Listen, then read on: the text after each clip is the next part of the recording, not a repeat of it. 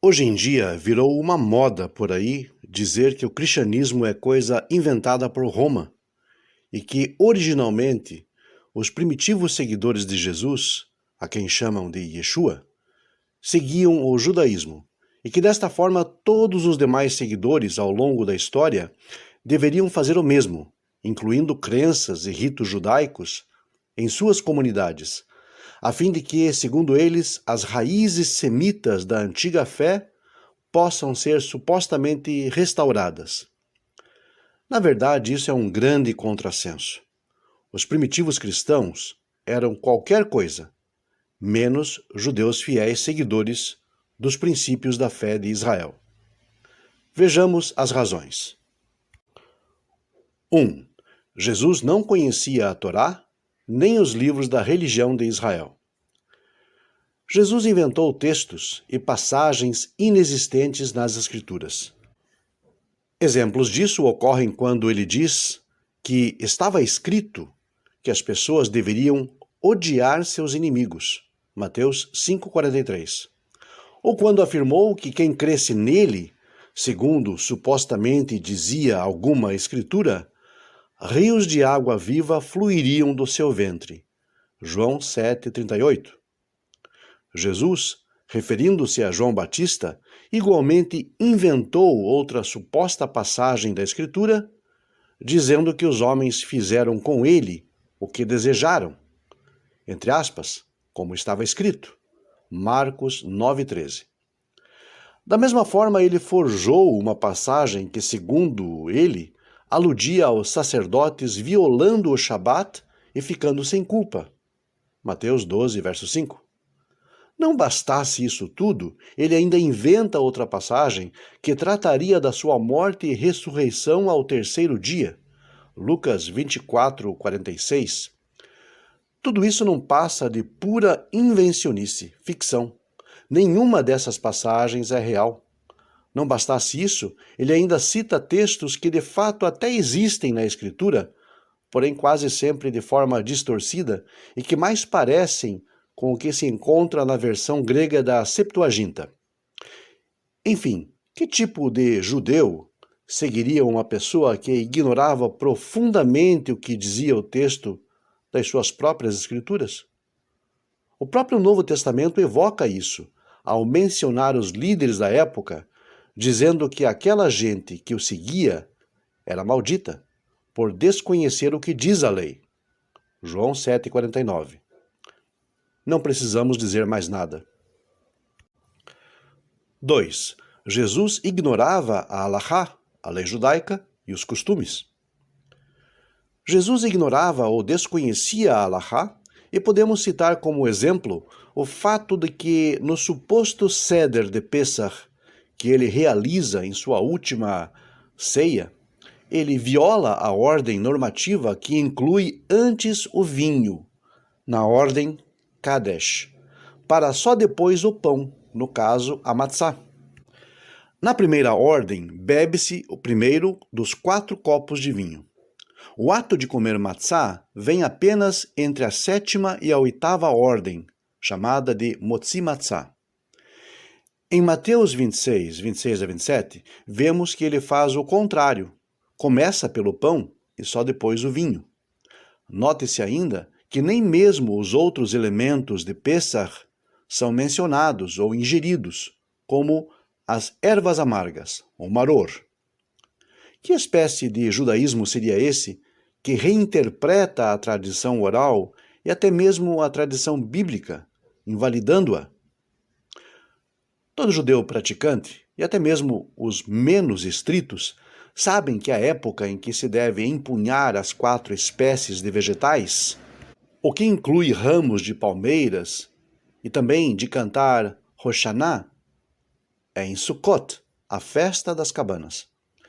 Os seguidores de Jesus fazem isso quando da sua entrada em Jerusalém no lombo de um jumento, porém em plena época de Pêssar, 6 meses antes da época certa, ou seja, um anacronismo absurdo. Mateus 21, 8 a 9. Jesus parece aprovar a prática, de acordo com Lucas 19, 39 a 40, apesar dos avisos dos fariseus. Ou seja, não bastasse o erro crasso dos seus seguidores, vemos Jesus apoiando e ainda tentando justificá-lo. Enfim, que tipo de judeu seguiria uma pessoa que voltou-se contra a Alahá e os costumes do seu próprio povo, senão um judeu relapso e alienado? 3.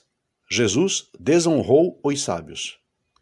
E isto em vários momentos, como por exemplo, quando ele diz que todos os que vieram antes dele eram ladrões e salteadores.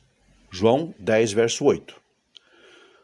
Todos é uma palavra muito generalizadora e toda generalização é estúpida. Jesus precisaria que alguém o alertasse sobre isso. Se levarmos em conta a época em que ele teria aparecido, antes dele vieram, por exemplo, os Zugot, os pares, grandes mestres judeus da envergadura de Rabi Yehoshua ben Perahiah, Nitai de Arbel, Shimon ben Shetach e Hillel, o ancião. Rotular todos os que vieram antes como ladrões e pessoas de caráter duvidoso, além de ser uma generalização grotesca e ignorante, é também um nítido exemplo de preconceito contra o seu próprio suposto povo. Por mais que a maioria do povo comum não fosse lá um grande exemplo moral, esses líderes antigos notáveis certamente não se encaixavam neste modelo e se sobressaíam como figuras de proa do judaísmo dos seus dias, grandes tzadikim.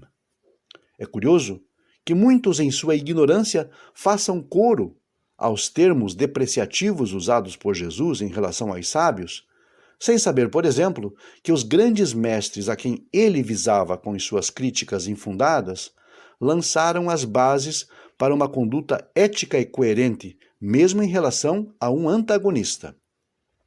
Rabi Yehoshua ben Perahiah e Nitai de Arbel, por exemplo, receberam uma tradição dos mais antigos que dizia ser um fundamento importante julgar cada pessoa de forma favorável. Ética dos Pais 1:6. Enfim, que tipo de judeu seguiria alguém que desprezava profundamente os sábios, retratando-os como pessoas moralmente questionáveis, senão um judeu secularizado e alheio à sua própria nação? 4. Jesus e o fim do judaísmo. O Evangelho de João nos mostra Jesus falando com a mulher samaritana e concluindo o seu diálogo com ela por meio das seguintes palavras: Mulher, acredite que virá um momento em que nem nesse monte e nem em Jerusalém adorareis ao Pai. João 4:21. Com isso, ele buscou refutar o argumento da samaritana de que seus ancestrais sempre adoraram ali, naquele monte, chamado Monte Gerizim. Não bastasse isso, disse ainda que nem mesmo em Jerusalém as pessoas ainda serviriam a Deus. Ou seja, ele está de forma implícita passando a ideia de que tanto a fé samaritana quanto a fé judaica, que compartilham raízes comuns, seriam suplantadas por uma nova ordem, uma nova abordagem, implicitamente, de novo, é claro, aquela que ele mesmo defendia.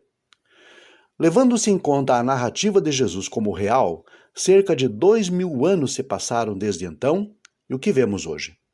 Samaritanos, ainda habitando a região de Nablus, de frente ao monte Gerizim, e ainda lá mesmo dando continuidade à sua fé. E quanto a Jerusalém, o que vemos? Milhares de judeus todos os dias, rigorosamente quase 24 horas por dia, diante dos seus muros, buscando servir ao seu Deus.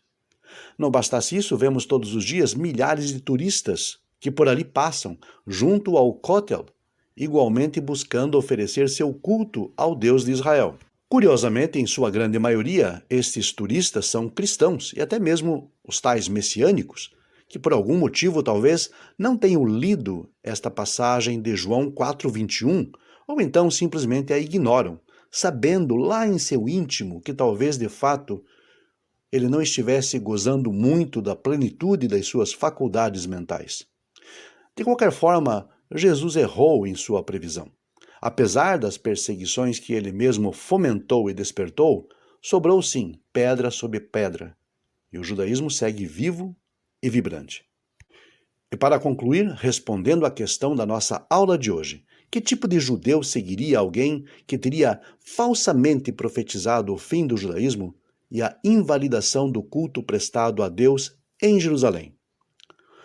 Os cristãos primitivos, apesar de possivelmente terem no início alguma identificação com o povo judeu, seguramente abandonaram o pouco que lhes restava de zelo pela sua fé ancestral ao juntarem-se a um homem que escolheu tropeçar e conduzir tantos outros ao tropeço.